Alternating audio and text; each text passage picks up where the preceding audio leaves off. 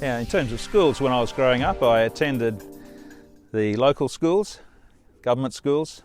In fact, our primary school was right on the edge of the bush, so there was nothing. It was the edge of the metropolitan area. But honestly, I had a pretty good time. And I played football in the local football team and the local cricket team. And I was never a star, absolutely not a star, but I had enough ability to play in these teams, and that served me well throughout my life.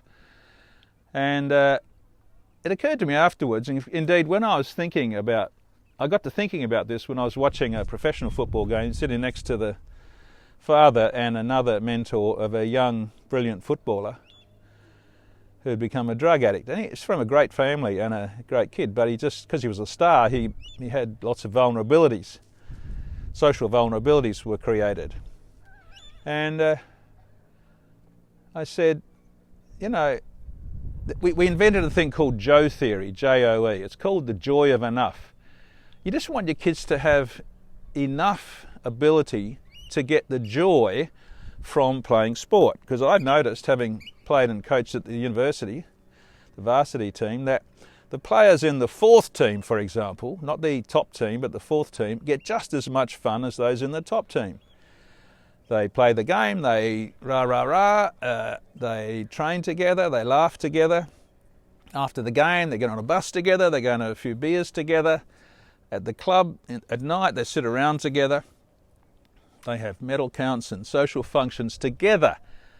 And they make friends. And this is the joy of playing team sport. You actually don't need to be in the top team. In fact, in some ways, being in the top echelon makes it harder.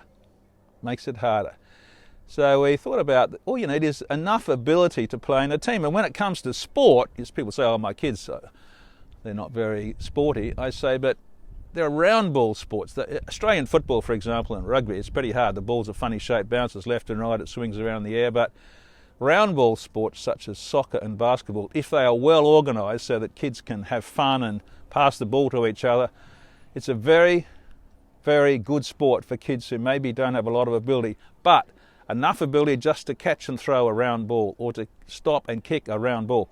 And the reason I say that is Joe theory. They just have to have enough to get all the gifts that being in a team gives them. And it's exactly the same with academics.